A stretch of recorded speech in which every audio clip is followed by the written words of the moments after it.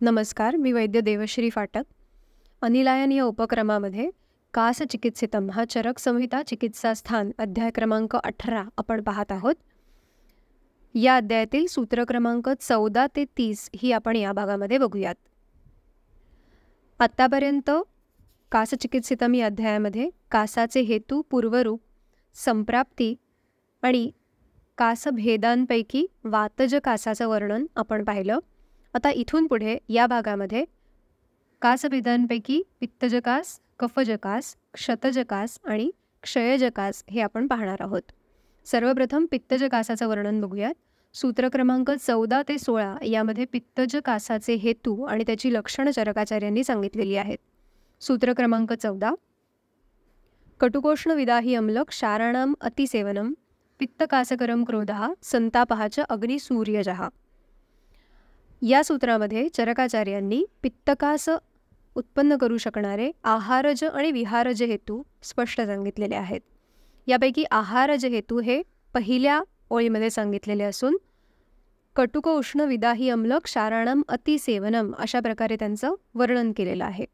इथे अतिसेवन हा एक महत्त्वाचा शब्द आहे.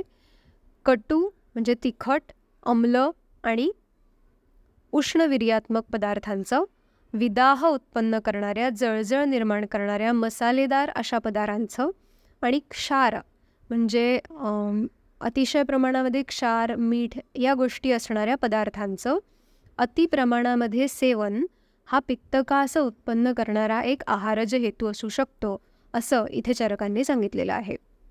आहारज हेतूंचं वर्णन केल्यानंतर काही विहारज हेतू सांगितलेले आहेत. त्यापैकी पहिला आहे क्रोध हा. तर क्रोधात पित्तम याचा अर्थ क्रोध या हेतूमुळे पित्ताचा प्रकोप होतो. हे एक हा एक संबंध आपण याआधी बघितलेला आहे किंवा हे असोसिएशन आपण आधी पाहिलेलं आहे. तसंच पित्तकासामध्ये देखील क्रोध हा एक प्रत्यक्ष हेतू सांगितलेला आहे. म्हणजे क्रोधामुळेही पित्तकास झाला असं होऊ शकतो. म्हणजे अतिशय राग येणाऱ्या व्यक्तीला किंवा अतिशय राग आला अशी एखादी घटना घडल्यानंतर जर एखाद्याला कासाची उत्पत्ती झाली, तेव्हापासून मला खोकला लागला असं जर कोणी सांगत असेल तर त्या ठिकाणी पित्तकास असण्याची शक्यता आपल्याला पडताळून पाहावी लागते. कारण क्रोध हा एक पित्तकास निर्माण करणाऱ्या विहारज हेतूंपैकी एक सांगितलेला आहे. त्याच्या पुढचा एक हेतू घटक सांगितलेला आहे, तो म्हणजे संतापः च अग्निसूर्यजः. ह्याच्यावर टीका देत असताना चक्रपाणी दत्त असं म्हणतात की अग्निसूर्यज इति अग्निसूर्यभवः संताप इति अर्थः. म्हणजे अग्नी म्हणजे आगीमुळे निर्माण होणारा संताप म्हणजे उष्णता, दाह, आणि दुसरं म्हणजे सूर्यज सूर्यामुळे निर्माण होणारा संताप. सोप्या भाषेत सांगायचं झालं तर अतिशय अधिक काळ अग्नीजवळ, अग्नीचे दाहकता सहन करत अग्नीच्या संपर्कात राहणं, त्यामुळे तुमच्या देहाचा होणारा संताप हा एक पित्तकासकर हेतू असू शकतो. आणि दुसरं म्हणजे सूर्याचा संताप. याचाच अर्थ आतपसेवन किंवा उन्हामध्ये फिरणं, उन्हाचा अधिक काळ संपर्क येणं आणि त्यानंतर कासाची उत्पत्ती असंही आपल्याला दिसू शकतं. त्यावेळेला निर्माण होणारा कास हा पित्तकास या प्रकारातला असू शकतो, कारण त्याचा हेतू हा सूर्यसंताप किंवा अग्निसंताप हा असण्याची शक्यता असते. आता अशा प्रकारे आहार आणि विहारातले हेतू सांगून झाल्यानंतर पित्तकासाची लक्षणं ही चरकाचार्यांनी सूत्र क्रमांक 15 आणि 16 यामध्ये सांगितलेली आहेत. ती आपण पाहूयात. सूत्र क्रमांक 15. पीतनिष्ठीवन अक्षित्वम तिक्तास्यत्वम स्वरामयः उरोधूमायनं तृष्णा दाहो मोहो अरुचि भ्रमः. प्रततं कासमानश्च ज्योतिं शिव च पश्यति श्लेष्माणं पित्तसंसृष्टं निष्ठीवती च पैत्तिके. आपण सूत्र क्रमांक 15 आणि 16 ही दोन्ही वाचली आहेत. या दोन्हीमध्ये पित्तकासाची लक्षणं सांगितलेली आहेत. यातलं पहिलं लक्षण आहे पीतनिष्ठीवन अक्षित्वम. म्हणजे कासाच्या वेळेला जे काही निष्ठीवन पित्तकास असणाऱ्या रुग्णामध्ये होणार आहे त्याला एक विशिष्ट वर्ण असणार आहे. आणि हा पित्तकास हा प्रकार असल्यामुळे हे निष्ठीवन किंवा बाहेर पडणारा, सोप्या भाषेत म्हणायचं झालं तर बाहेर पडणारा कफ हा पिवळट झाक असलेला किंवा पिवळ्या रंगाचा असण्याची शक्यता असते किंवा तो तसा असतो. असं हे पित्तकासाचं पहिलं लक्षण सांगितलं आहे.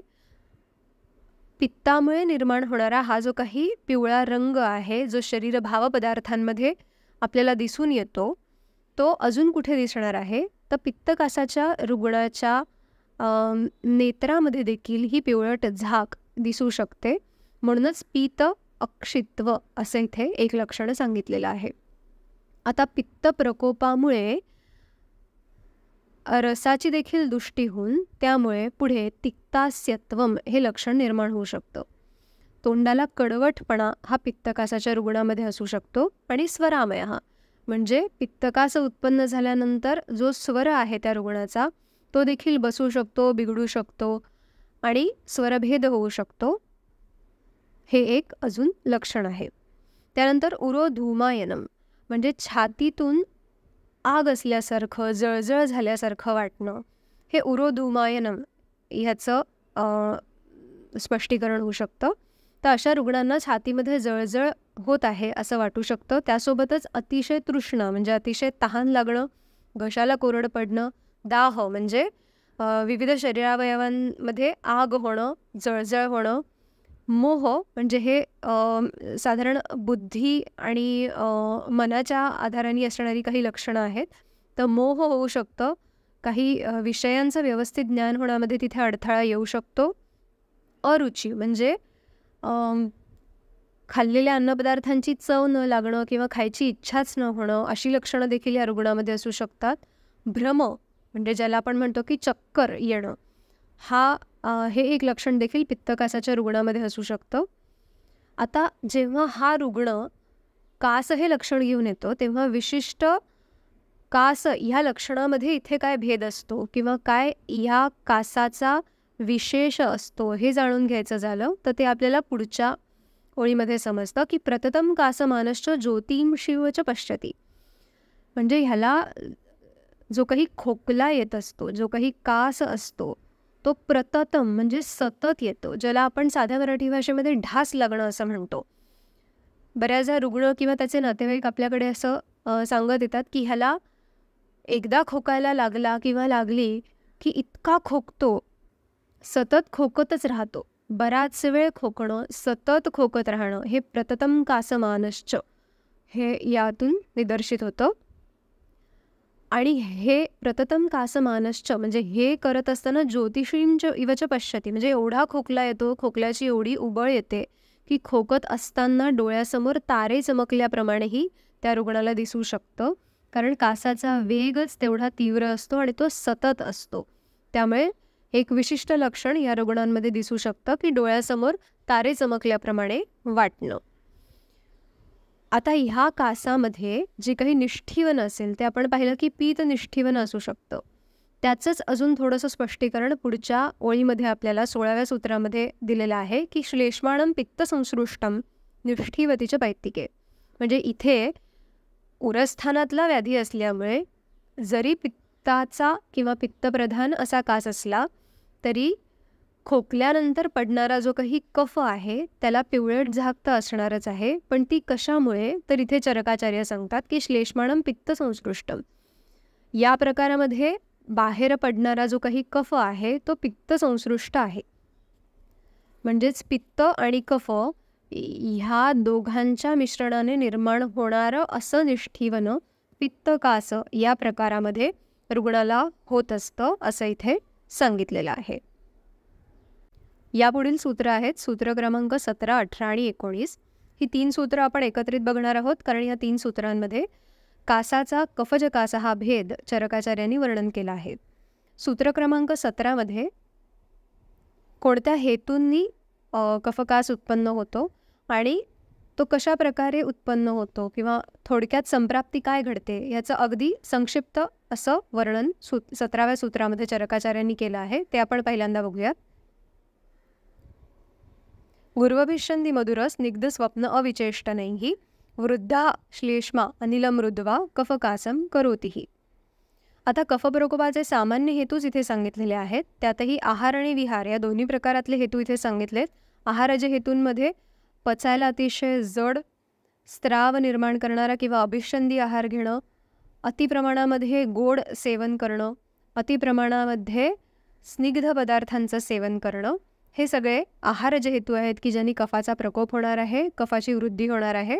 आणि विहारातले हेतू म्हणजे दिवस-रात्र झोपणं, नुसतं झोपून राहणं, प्राकृत वेळेपेक्षा आणि गरजेपेक्षा अत्यधिक काळ नुसतं झोपून राहणं किंवा लोळत पडणं, अशा प्रकारे स्वप्न किंवा अतिस्वप्न हा हेतू देखील कफकासकर असू शकतो. म्हणून त्याचं इथे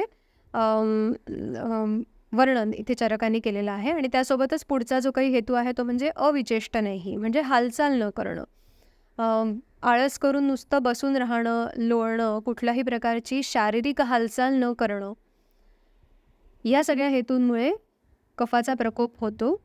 तर इथे असे हेतू सेवन झाल्यानंतर पुढे काय होते किंवा कफकासाची उत्पत्ती कशी होते हे पुढच्या ओळीमध्ये चरकाचार्य सांगतात.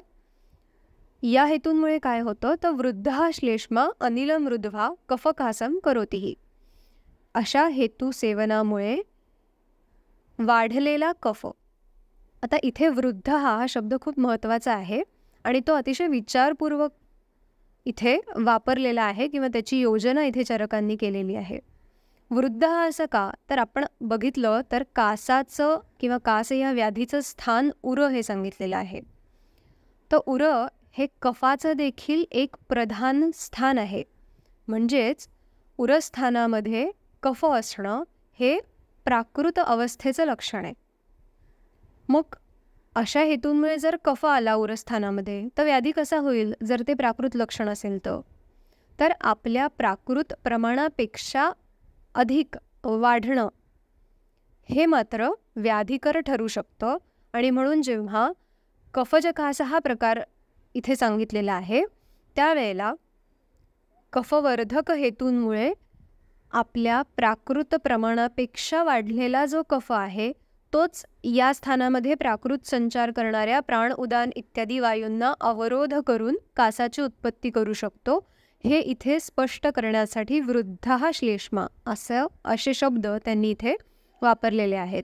प्राकृत अवस्थेतला कफ हा तिथे प्राकृत अवस्थेत चालू असलेल्या प्राणोदानाच्या संचाराला अवरोध करणारा नाही. परंतु जेव्हा हा कफ आपल्या प्राकृत प्रमाणापेक्षा अत्यधिक असा वृद्ध होतो, वाढतो, त्यावेळेला अर्थातच उरस्थानातला हा जो काही अवकाश आहे किंवा जो अवकाश वायूच्या संचरणासाठी रिक्त असायला हवा तो देखील वृद्ध झालेल्या कफानी व्याप्त झाल्यामुळे तिथे वायूच्या गतीला अडथळा निर्माण होऊन पुढे कासाची संप्राप्ती निर्माण होऊ शकते. म्हणून ज्या वेळेला या हेतूंमुळे कफ वृद्ध होतो त्यावेळेला वायुसंचरणामध्ये अडथळा येऊन कासाची संप्राप्ती घडून कफजकास हा प्रकार तिथे किंवा हा कासभेद तिथे उत्पन्न होतो. आता कफजकास निर्माण झाल्यानंतर त्या रुग्णामध्ये कासासोबत इतर लक्षणं काय असतात त्याचं वर्णन त्यांनी 18व्या सूत्रामध्ये केलेलं आहे. मंदाग्नित्व अरुची छर्दी पीनसोत्क्लेश गौरवैहि लोमहर्षास्य माधुर्य क्लेद संसदनैहि युतम. युतम म्हणजे सोबत. कफजकास यामध्ये सोबतीला इतर लक्षणं कोणती असतात, सार्वदेहिक लक्षणं कोणती असतात तर ती म्हणजे मंदाग्नित्व. आपण हेतू पाहिले हे सगळे हेतू अग्निमांद्य करणारे आहेत. त्यामुळे अर्थातच अशा हेतू सेवनामुळे जेव्हा कफाची वृद्धी होणार आहे त्यावेळेला अग्नी देखील मंद होणार आहे. त्यामुळे मंदाग्नी हे तिथे एक महत्त्वाचं लक्षण असेल. त्यासोबत अरुची, मंदाग्नित्व असल्यानंतर अरुची ही साहजिकच निर्माण होणार आहे. हेतूंकडे जर आपण अजून बारकाईने पाहायचं ठरवलं तर इथे सगळे हेतू हे शरीरातला कफ आणि कफ हा पृथ्वी आणि जल महाभूत प्रधान असा दोष आहे. त्यामुळे महाभूतांच्या पातळीवर पृथ्वी आणि जल या दोनही महाभूतांची वृद्धी झाल्यामुळे त्यातही द्रवस्वरूपी असा हा श्लेष्मा असतो. त्यामुळे अतिप्रमाणामध्ये द्रवत्व वाढलेला असा जो काही दोष शरीरामध्ये किंवा आमाशयामध्ये निर्माण होतो किंवा वाढतो त्यामुळे जे एक साहजिक मंदाग्नी असल्यावर लक्षण निर्माण होणार आहे ते म्हणजे छर्दी म्हणजे उलटी होणं किंवा पीनस म्हणजे प्रतिशाय किंवा सर्दी होणं आणि उत्क्लेश हे जर छर्दी नाही झाली तर किमान प्रकोपित झालेल्या पृथ्वी जल महाभूत प्रधान अशा दोषांचा उत्क्लेश म्हणजे त्यांची अतिप्रमाणात संचय झाल्यामुळे बाहेर पडण्यासाठी एक गती त्याला निर्माण होण्यासाठी सुरुवात होणं आणि त्यामुळे निर्माण होणारं उत्क्लेश हे लक्षण त्या रुग्णामध्ये असू शकतं. आणि साहजिकच कफ अधिक प्रमाणामध्ये आहे, त्यामुळे जाड्य, गौरव, शरीर जड वाटणं अशी सगळी लक्षणं देखील या रुग्णामध्ये असतात. सोबतीलाच लोमहर्ष हे देखील एक कफसंचयाचंच लक्षण इथे आहे, जे या रुग्णामध्ये दिसू शकतं. कफवृद्धीमुळे तोंडामध्ये एक गुळचटपणा येणं, तोंडाला गोडसर चव लागणं, ह्याचाच संस्कृत शब्द आस्य माधुर्य असा इथे वापरलेला आहे. आणि क्लेद संसदनही उत्तम, म्हणजे वरील हेतूंमुळे जशी कफाची वृद्धी होणार आहे तशीच कफसमान क्लेदाची देखील वृद्धी होणार आहे. आणि या सगळ्या कफक्लेदाचा संचय होऊन वेगवेगळी लक्षणं इथे निर्माण होणार आहेत कफकासाच्या रुग्णामध्ये. म्हणून या सगळ्या लक्षणांनी युक्त असा जो काही कास असेल तो कफजकास ओळखावा असं इथे चरकाचार्य सांगतात. पुढच्या सूत्रामध्ये सूत्र क्रमांक 19 याच्यामध्ये या प्रकारच्या कासामध्ये होणारं जे काही निष्ठीवन आहे त्याचा विशेष सांगितलेला आहे. बहलम मधुरम स्निग्धम निष्ठीवतीच घनम कफम कासमानो हि अरुक वक्षः संपूर्णमिव मन्यते. पित्तजकासाच्या प्रकारामध्ये आपण बघितलं की पित्तजकास असताना जे काही निष्ठीवन आहे कासाद्वारे होणारं त्याला एक पिवळट झाक असते, ते पीत निष्ठीवन असं सांगितलेलं आहे. आणि तिथे प्रततम कासमानश म्हणजे सतत खोकत राहणं हे एक लक्षण दिसतं. आता जर कफजकास हा भेद असेल तर या लक्षणांमध्ये इथे आपल्याला फरक बघायला मिळतो. इथे जे काही निष्ठीवन होणार आहे, जो श्लेष्मा किंवा कफ हा निष्ठीवनाद्वारे कफजकासाच्या रुग्णामध्ये बाहेर पडणार आहे तो कसा असणार आहे, तो बहलम म्हणजे पुष्कळ मोठ्या प्रमाणामध्ये कफ हा बाहेर पडणार आहे. त्याला देखील एक गुळचट अशी चव असणार आहे, तो स्निग्ध असणार आहे आणि घन म्हणजे तो घट्ट असणार आहे. हे काही कफजकासामध्ये जे काही निष्ठीवन रुग्णाला होतं त्याचे विशेष सांगितलेले आहेत. जेव्हा तुमच्याकडे रुग्ण येतो आणि तुम्ही त्याचं परीक्षण करत असता, त्याला काही प्रश्नपरीक्षा करत असता आणि त्याद्वारे त्या व्याधीचा भेद ठरवून चिकित्सेमधलं अजून एक प्रिसिजन आणण्याचा प्रयत्न करत असता, त्यावेळेला तुम्हाला दोषांचं व्यवस्थित आकलन होण्याच्या दृष्टीने काही लक्षणांद्वारे त्यांचं परीक्षण करणं गरजेचं असतं. म्हणूनच आपण जेव्हा रुग्ण आपल्याकडे कास हे लक्षण घेऊन येतो त्यावेळेला बऱ्याचदा प्रश्न विचारतो की कफ बाहेर पडतोय का, पडत असेल तर साधारण त्याचा रंग कसा आहे. जेव्हा तो सांगतो की थोडंसं खोकलं देखील खूप कफ पडतो किंवा माझ्या तोंडाला गुळसट चव आहे किंवा खूपच घट्ट कफ बाहेर पडतोय खोकल्यानंतर, त्यावेळेला ही जी लक्षणं त्यांनी सांगितलेली आहेत ती कुठेतरी वैद्याला कफजकास या संप्राप्ती भेदाकडे घेऊन जाणारी असतात.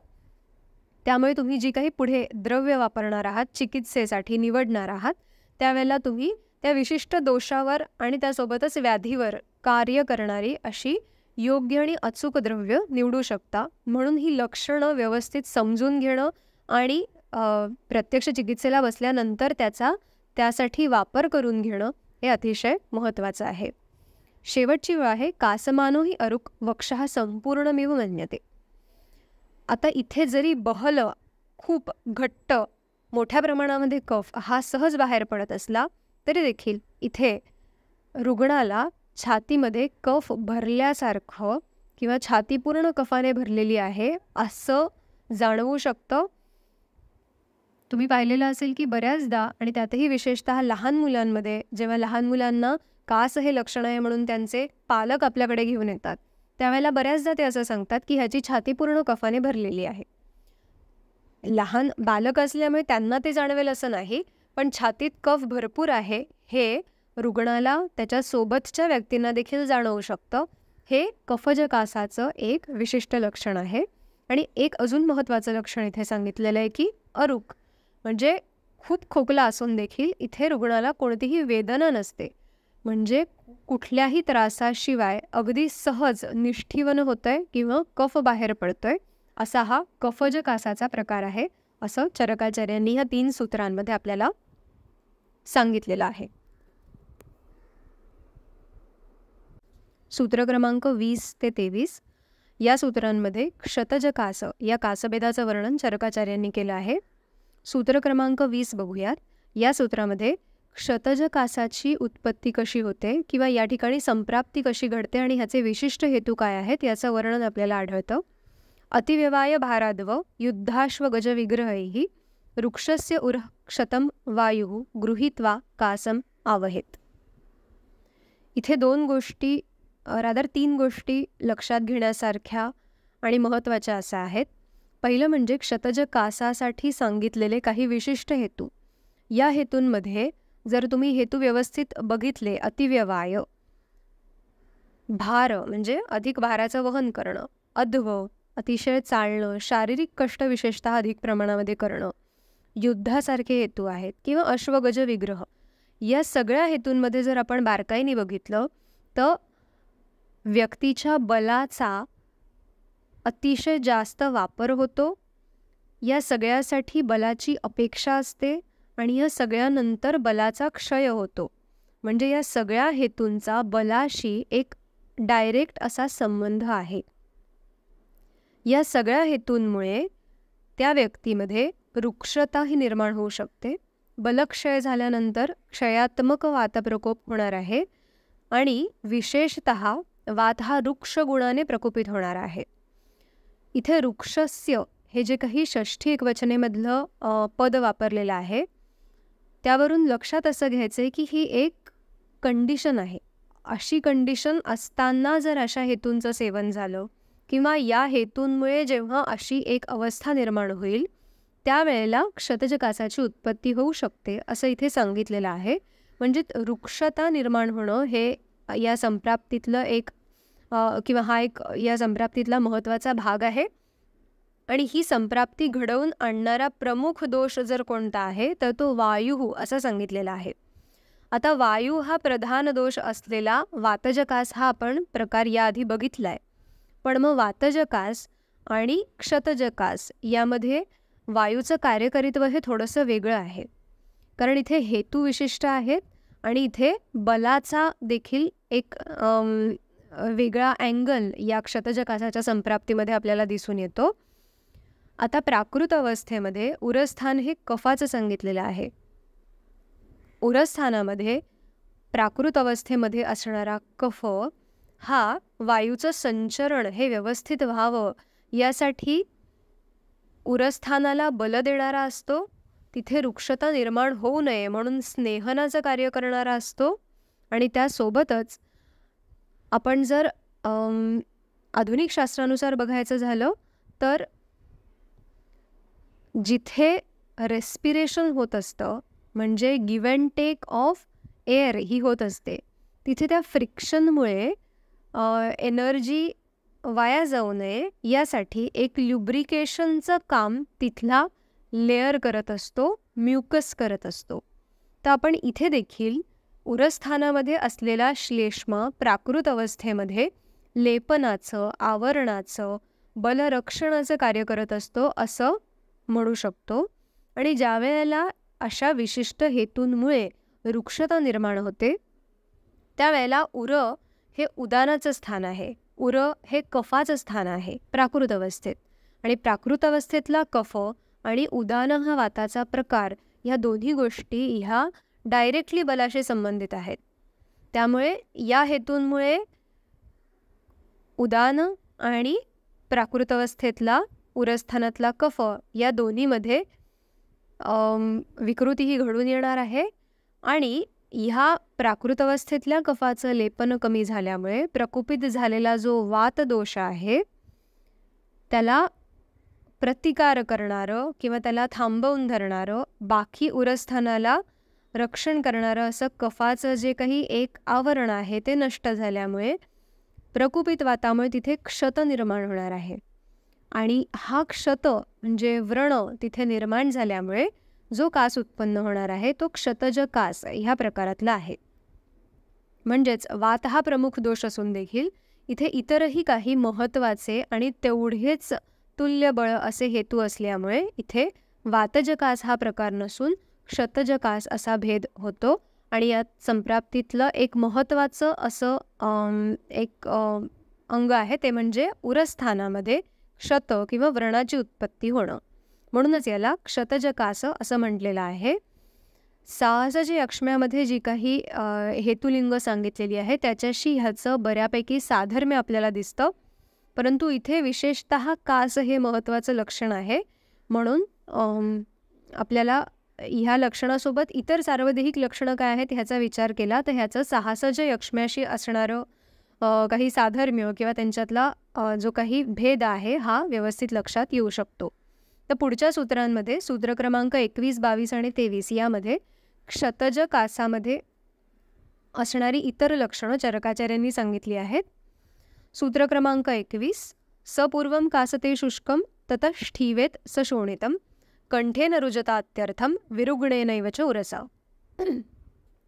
सपूर्वं कासते शुष्कम, जेव्हा क्षतज कासाची उत्पत्ती होते तेव्हा सर्वप्रथम जेव्हा कास असतो तेव्हा तो शुष्क कास असतो.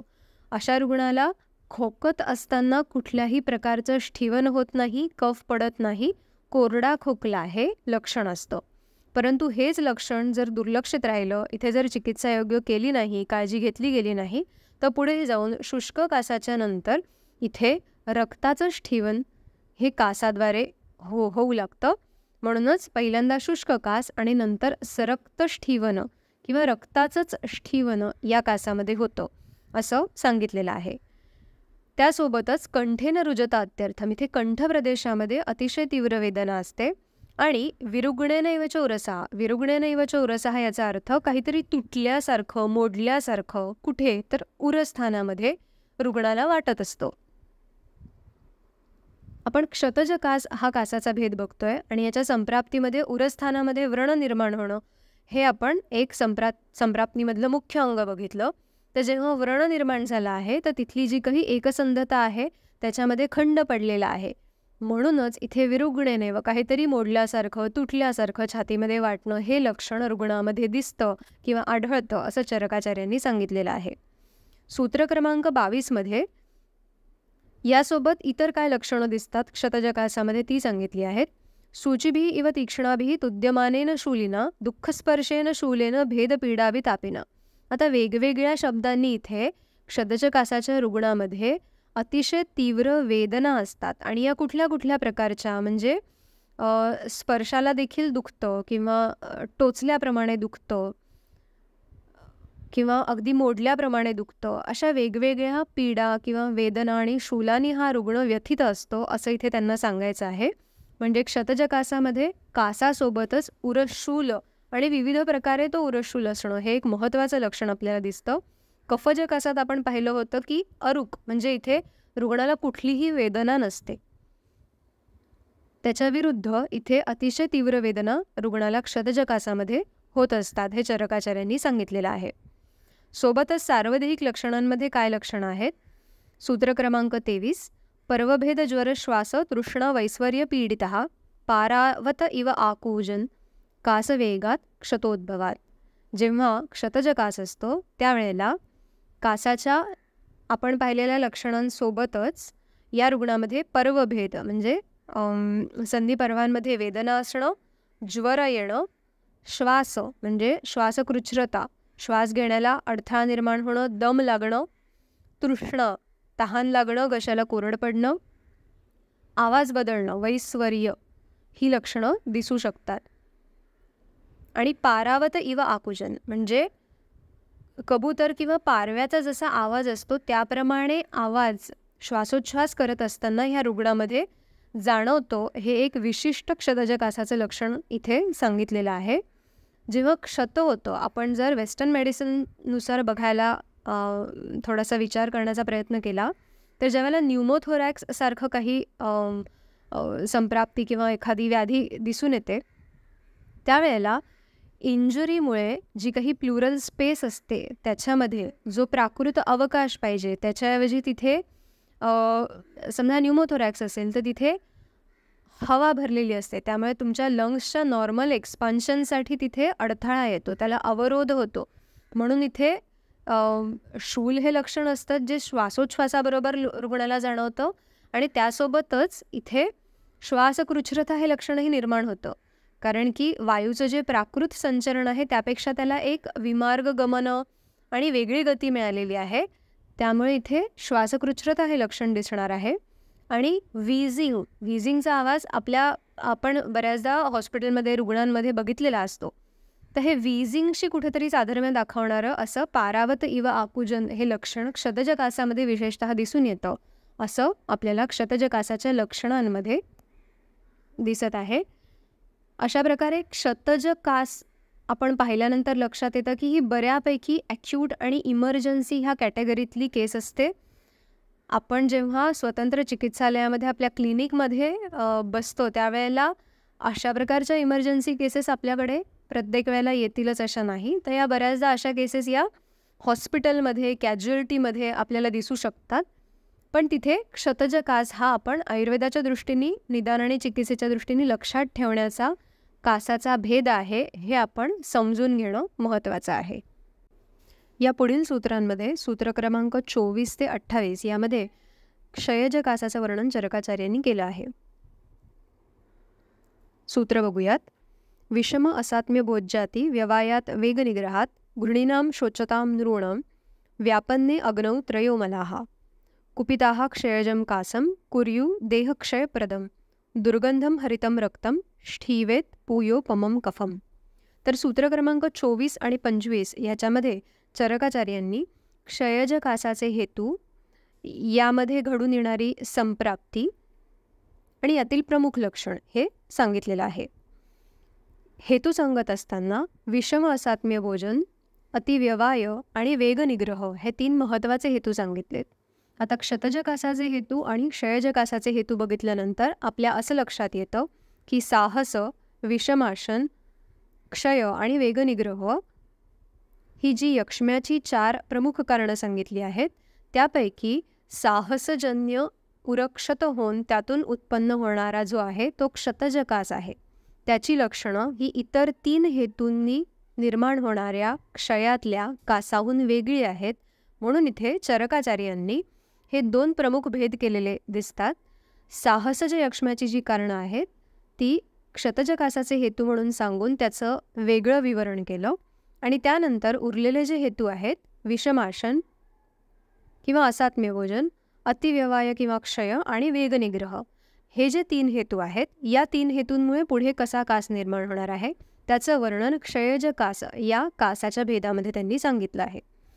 आता हे 3 हेतू सांगितल्यानंतर नृणाम म्हणजे रुग्ण किंवा मनुष्य ह्याची काही लक्षणं अजून 2 विशिष्ट सांगितली आहेत. ती म्हणजे गृणीनाम आणि शोचताम. वरील 3 हेतूंसोबतच गृणीनाम म्हणजे घृणा करणारा, काही गोष्टींचा द्वेष करणारा किंवा काही गोष्टी नकोशा वाटणाऱ्या, त्यापासून लांब पळणाऱ्या आणि त्यामुळे कदाचित वेगनिग्रह करणारा असा जो मनुष्य आहे त्याच्यामध्ये हा कास दिसून येऊ शकतो असं चरकाचार्यांना म्हणायचं असू शकतं. आणि शोचताम, शोचताम ह्याचा अर्थ आहे जो सतत शोकमग्न आहे, जो सतत दुःखमग्न आहे. शोक किंवा दुःख हे जेव्हा अतिशय प्रमाणामध्ये एखाद्या रुग्णाकडून किंवा व्यक्तीकडून घडत असतं त्यावेळेला त्याचा जो परिणाम आहे तो प्रथमतः रसावर, हृदयावर, मनावर हा होत असतो आणि ह्यातून देखील पुढे क्षयात्मक संप्राप्ती घडून क्षयज कासाची लक्षणं निर्माण होऊ शकतात. परंतु हे सगळे हेतू सांगत असतानाच एक महत्त्वाची कंडिशन इकडे सांगितली आहे आणि ती म्हणजे व्यापन्ने अग्नौ. म्हणजे हे सगळे हेतू असतानाच सोबतच जेव्हा अग्नी व्यापद आहे किंवा अग्नी हा व्यापन्न झालेला आहे, प्राकृत स्थितीमध्ये नसलेला असा जो अग्नी आहे आणि विकृत अग्नी असताना जेव्हा असे हेतू घडत असतील त्यावेळेला काय होतं, इथे संप्राप्ती सांगितली आहे की विकृत अग्नी आणि अशा प्रकारचं हेतुसेवन, अशा प्रकारची मानसिक स्थिती आणि शारीरिक स्थिती असताना त्रयो मलाहा कुपिताहा, तिन्हीच्या तिन्ही दोष हे एकाच वेळेला प्रकुपित होतात आणि हे प्रकुपित झालेले दोष क्षयज कासाची उत्पत्ती करतात.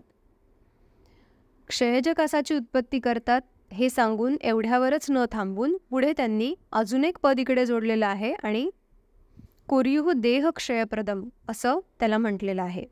म्हणजे जेव्हा अशा संप्राप्तीतून क्षयज कासाची उत्पत्ती होते तेव्हा त्याचं पुढे काय होतं तर यातूनच पुढे संपूर्ण देहामध्ये देखील क्षयात्मक संप्राप्ती घडते किंवा क्षयाची निर्मिती होते, क्षयाची उत्पत्ती होते किंवा यक्ष्म्याची उत्पत्ती होते असं इथे म्हणायचं असू शकतं. आणि म्हणून क्षयज कासाची संप्राप्ती सांगताना देहाचा देखील क्षय इथे, संपूर्ण देहाचा क्षय इथे होतो आणि यक्ष्म्यासारख्या व्याधीची देखील उत्पत्ती इथे सुरू होऊ शकते असं या सूत्रांमध्ये आपल्याला लक्षात येतं. जेव्हा या हेतूंमुळे क्षयाची संप्राप्ती घडून क्षयज कास हे लक्षण निर्माण होतं, तेव्हा ते ओळखायचं कसं, म्हणजे कास इतर कासभेदांपेक्षा वेगळा कसा आहे, यासाठीचं लक्षण सांगत असताना त्यांनी सांगितलंय की दुर्गंधम हरितम रक्तम ष्ठीवेत पूयोपमम कफम. यापूर्वीच्या प्रत्येक कासभेदामध्ये एक विशिष्ट प्रकारचं ष्ठीवन त्या कासाद्वारे होतं किंवा शुष्क कास असतो असं वर्णन आलेलं आहे. जेव्हा क्षयज कास असतो तेव्हा तो रुग्ण कासाद्वारे जे ष्ठीवन करणार आहे त्या ष्ठीवनाला एक विशिष्ट आणि दुर्गंध असणार आहे. त्याचा वर्ण हा हरित वर्ण असू शकतो किंवा असतो आणि पूय स्वरूप असा जो कफ आहे किंवा रक्त देखील ष्ठीवन क्षयज कासाचा रुग्ण करू शकतो. आता क्षयज कास ह्या प्रकारामध्ये वैशिष्ट्य असं आहे की ह्याच्यामध्ये पित्तजकास, क्षतजकास किंवा कफजकास या तिन्हीपैकी कशाचीही लक्षणं असू शकतात किंवा ही सगळी लक्षणं एकत्रित असू शकतात. आपण जर हेतू आणि संप्राप्ती ह्याचा थोडासा बारकाईने विचार केला तर तिन्ही दोषांचा प्रकोप, आणि इथे दोषांचा प्रकोप होत असताना त्यांना मल ही संज्ञा इथे वापरलेली आहे. याचा अर्थ मलिन करण्याची शक्ती असलेले असे जे विकृत स्वरूपामध्ये वाढलेले 3 दोष आहेत ते मल स्वरूप आहेत शरीरामध्ये. म्हणजे शरीरामध्ये मलाचं प्रमाण वाढलेलं आहे आणि ते मल त्यांचं परिणमन करण्याची ताकद शरीरात नाही, कारण अग्नी देखील विकृत आहे, मंद आहे. तर अशा वेळेला उरस्थान जे प्राकृत कफाचं स्थान आहे तिथे प्रकुपित दोषांचा देखील संचय होऊन अग्निमंद असल्यामुळे कोथासारखी संप्राप्ती निर्माण होऊ शकते किंवा कोथासारखी घटना घडू शकते. एक साधं उदाहरण घ्यायचं झालं तर एखादं तळं असेल किंवा आपण त्याला म्हणूयात एखादं डबकं आहे आणि त्याच्या काही भागामध्ये सूर्यप्रकाश हा व्यवस्थित पोहोचतच नाही आहे. या विरुद्ध काही भागामध्ये सूर्याची किरणं पडत आहेत आणि भरपूर कालावधीपर्यंत तिथे ती किरणं येत असतात. जर आपण या दोन्ही भागांचा विचार करायचा झाला तर जिथे सूर्यकिरणं पोहोचत नाहीत तिथे शेवाळासारख्या वनस्पतींची उत्पत्ती होते, जलपर्णींची उत्पत्ती होते आणि त्या भागातल्या पाण्याला आणि एकूणच त्या भागाला एक विशिष्ट असा दुर्गंध यायला लागतो, कारण की तिकडे शेवाळ निर्माण होतो, त्याचबरोबरच तिथे कोथ हा निर्माण होतो. तर तिथे ज्या काही वस्तू असतील त्या सडलेल्या होऊ शकतात किंवा तिथे सडणं, डिकम्पोजिशन ही प्रक्रिया सुरू होऊन जाते. या विरुद्ध जो दुसरा भाग आहे जिथे व्यवस्थित सूर्यप्रकाश आहे आणि जिथे वाऱ्याचं संचरणही व्यवस्थित आहे त्या ठिकाणी अशी विकृत वृद्धी होत नाही आणि कोथाचीही प्रक्रिया सुरू होत नाही, त्यामुळे तिथे हा गंध निर्माण होत नाही. मग क्षयज कासामध्ये दुर्गंधी पूयोपम असा कफ का निर्माण होतो किंवा असं ष्ठीवन का होतं याचा आपण विचार करायचा झाला तर मंद झालेला अग्नी आणि मलस्वरूप प्रकुपित झालेले 3ही दोष यांचा उरस्थानामध्ये संचय आणि मग कासाच्या वेगाद्वारे त्यांचं ष्ठीवन, त्यामुळे उरस्थानामध्ये पुयासारख्या द्रव्याची निर्मिती आणि म्हणूनच ष्ठीवनाद्वारे त्याचं निष्ठीवन असं लक्षण आपल्याला क्षयज कासामध्ये दिसतं, जे इतर कोणत्याही भेदामध्ये आपल्याला दिसत नाही. यासोबतच इथे रक्ताचंही ष्ठीवन होऊ शकतं, कारण जेव्हा तिथे कोथ निर्माण होतो तेव्हा तिथे व्रण देखील उत्पन्न होऊ शकतो आणि त्यातूनच रक्ताचं निष्ठीवन ह्या कासामध्ये आपल्याला दिसू शकतं. आता ह्या कासाच्या लक्षणासोबत इतर कोणती लक्षणं या क्षयज कासाच्या रुग्णामध्ये असतात ते आपल्याला पुढच्या सूत्रांमध्ये सांगितलं आहे. सूत्र क्रमांक 26 बघूयात. स्थानात उत्कासमानश्च हृदयं मन्यतेच्युतम अकस्मात उष्णशीतार्थो बहुवाशी दुर्बलकृशः. पहिल्या ओळीमध्ये असं सांगितलं आहे की हा जो क्षयज कासाचा रुग्ण असतो त्याला काय वाटतं की आपल्या स्थानापासून हृदय हे सरकलंय का, हललंय का किंवा दुसरीकडेच गेलंय का. उरस्थानामध्ये काही विशिष्ट संप्राप्ती घडत असताना ती कुठल्या ना कुठल्या लक्षणाद्वारे रुग्णाला जाणवू शकते आणि ही जे काही क्षयात्मक संप्राप्ती घडते त्यावेळेला रुग्णाला कदाचित अशी संवेदना होते की जी गोष्ट ज्या जागेवर असायला हवी ती तिची प्राकृत जागा सोडून हललेली आहे आणि त्यातही विशेष करून हृदय च्युत झाले आहे, सरकले आहे जागेपासून, असं रुग्णाला वाटू शकतं. पुढचं लक्षण सांगितलं आहे अकस्मात उष्ण शीतार्थो. या रुग्णाला अचानक गरम होऊ शकतं आणि अचानक थंडी देखील वाजू शकते. आता इथे तीनही दोषांचा एकाच वेळेला प्रकोप असल्यामुळे उष्ण आणि शीत ही दोन्ही लक्षणं पाठोपाठ अचानक एकाच वेळी अशी रुग्णाला जाणवू शकतात आणि म्हणूनच हे विशिष्ट लक्षण क्षयज कासामध्ये दिसतं. पुढचं लक्षण हे बहुवाशी, म्हणजे ह्या रुग्णामध्ये क्षयज संप्राप्ती घडलेली असली किंवा क्षय असला तरी देखील बहुवाशी म्हणजे हा मोठ्या प्रमाणामध्ये अन्न सेवन करतो किंवा त्याला करायची इच्छा असते. तर हा मोठ्या प्रमाणामध्ये खात असतो, पण तरीही पुढची काय लक्षणं दिली आहेत, दुर्बल आणि कृशः, म्हणजे मोठ्या प्रमाणात अन्न सेवन करून देखील तो दुर्बल असतो, त्याच्या बलाची वृद्धी होतच नाही आणि तो कृशच राहतो. कारण इथे जे काही अन्न सेवन केलं जाणार आहे त्याचं पचन किंवा परिणमन होण्यासाठी आणि त्याचं बलामध्ये धातूमध्ये रूपांतरण करण्यासाठी ज्या अग्नीची उपस्थिती आणि बल आवश्यक आहे ते इथे नाही आहे. त्यामुळे जो काही अन्नाचा भाग असणार आहे त्यातनं मलाचीच किंवा दोषांचीच उत्पत्ती होणार आहे आणि रुग्ण हा कृश किंवा दुर्बलच होत राहणार आहे. पुढील सूत्र बघूयात. सूत्र क्रमांक 27. स्निग्धाच्छ मुखवर्णत्वक श्रीमद्दर्शनलोचनः पाणिपादतलैः लक्षणैः सतत आसूयको गृणी. आता इथे काही शारीर आणि काही मानस अशी लक्षणं सांगितलेली आहेत क्षयजकासातल्या रुग्णाची. ही काही विशिष्ट किंवा वेगळीच लक्षणं आहेत, म्हणजे एखाद्या व्याधीची लक्षणं म्हणता येणार नाहीत अशी काही लक्षणं की ज्याला आपण खरं तर सारवान धातूची लक्षणं म्हणू शकतो किंवा उत्तम आरोग्य असल्याची लक्षणं म्हणू शकतो. अशी लक्षणं इथे क्षयज कासाच्या रुग्णामध्ये दिसतात. कोणती ती लक्षणं? तर स्निग्ध अच्छ मुखवर्णत्व, म्हणजे या रुग्णाच्या मुखाची त्वचा, तिचा रंग हा अतिशय स्निग्ध आणि अच्छ म्हणजे नितळ त्वचा असते, सुंदर त्वचा असते. तिचा वर्ण हा अतिशय नितळ असतो आणि श्रीमद्दर्शन लोचन हा म्हणजे ही व्यक्ती दिसायला खूपच आपण ज्याला म्हणू की अट्रॅक्टिव्ह आणि छान दिसेल, सारवान दिसेल, निरोगी दिसेल अशा प्रकारे दिसू शकते. पाणिपादतलैः लक्षणे, यांचे हात आणि पाय यांचे जे तळवे आहेत ते वृक्ष नसून, खरखरीत नसून किंवा शुष्क नसून श्लक्षणं असतात. ही सगळी लक्षणं आपण पाहिली तर ही बऱ्यापैकी रक्तसारता यामध्ये सांगितलेली लक्षणं आहेत. इथे सर्व धातूंचा क्षय, त्रिदोषांचा प्रकोप असून देखील आणि अग्नी व्यापद असून देखील ही लक्षणं क्षयज कासाच्या रुग्णामध्ये दिसतात. याचं कारण सांगत असताना टीकाकारांनी असं सांगितलेलं आहे की अत्र प्रसन्न दृष्टित्वादी व्याधी प्रभावात भवती. यामागचं कार्यकारणभाव आपल्याला सांगता येत नाही, पण क्षयज कासाच्या रुग्णामध्ये ही लक्षणं दिसतात तर ही त्या व्याधीच्या प्रभावामुळे दिसत असावीत असं समजू शकता आणि हा व्याधीचा प्रभाव आहे. ही शारीर लक्षणं सांगितल्यानंतर दोन मानस लक्षणं आपण म्हणू शकतो. यामध्ये सतत असूया, म्हणजे हा जो रुग्ण असतो हा सतत असूया करणारा आहे. असूया ह्याचा अर्थ द्वेष करणारा, ईर्ष्या करणारा किंवा आपण ज्याला इंग्लिशमध्ये हेट्रेड म्हणतो अशा स्वभावाचा हा मनुष्य असतो.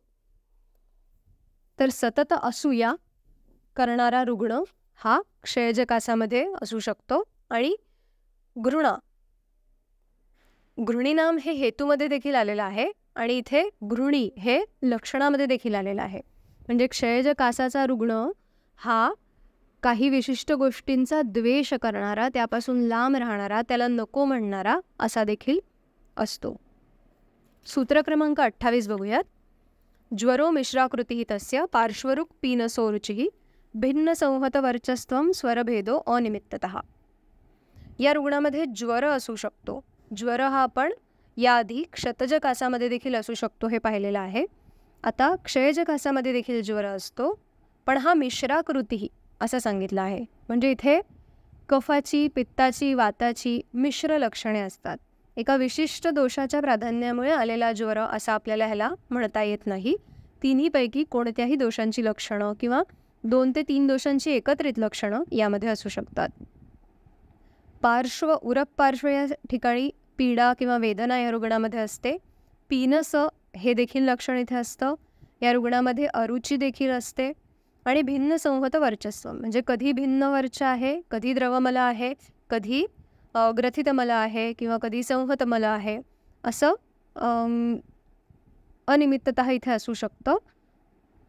त्यासोबतच स्वरभेद म्हणजे कधीतरी स्वरभेद झाला आहे, कधी नाही, असं लक्षण देखील या रुग्णामध्ये दिसतं. सूत्र क्रमांक 29 बघूयात.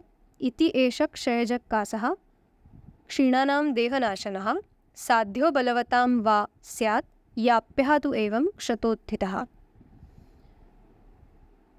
चरकाचार्य इथे सांगतात की असा हा क्षयजकास हा बलक्षीण व्यक्तींच्या देहाचा नाश करणारा आहे. म्हणजे इथे रुग्णाचं बल मुळातच कमी आहे, क्षयाची संप्राप्ती घडत आहे. त्यामुळे ही संप्राप्ती पुढे जाऊन कासातून क्षय आणि क्षयातून देहनाशन अशी होऊ शकते.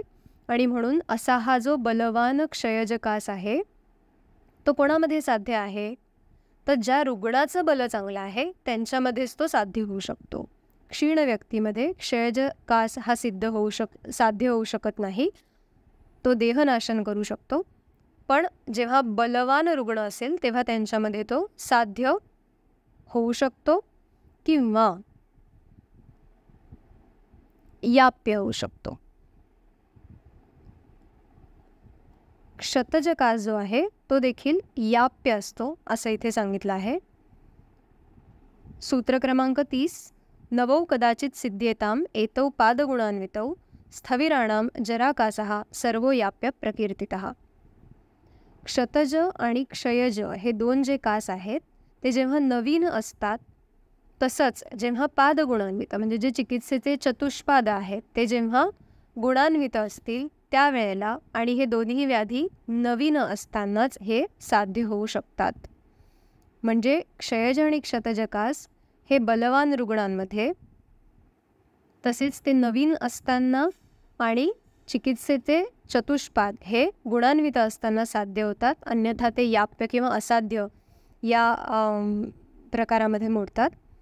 आणि शेवटच्या ओळीमध्ये 30व्या सूत्रामध्ये एक विशिष्ट कासाचा प्रकार सांगितला आहे, तो आहे जराकास. जरा ह्याचा अर्थ म्हातारपणामुळे किंवा जरा या अवस्थेमुळे निर्माण होणारा कास. जेव्हा वृद्धत्वामध्ये जराकासाची उत्पत्ती होते तेव्हा तो याप्य असा समजला जातो. जेव्हा वृद्ध व्यक्तीमुळे वार्धक्यामुळे कासाची उत्पत्ती होते तेव्हा तो याप्य असतो. पण जेव्हा इतर दोषांमुळे तो वृद्ध व्यक्तीमध्ये कास होईल तर तो साध्य असू शकतो. हेतू कोणता आहे आणि कासाचा प्रकार कोणता आहे यानुसार साध्यासाध्यत्व आपल्याला इथे कासाच्या वेगवेगळ्या भेदांचं इथे चरकाचार्यांनी सांगितलं आहे. अशा प्रकारे सूत्र क्रमांक 14 ते 30 याच्यामध्ये आपण कासाचे वेगवेगळे भेद आणि त्याचं साध्यासाध्यत्व बघितलेलं आहे.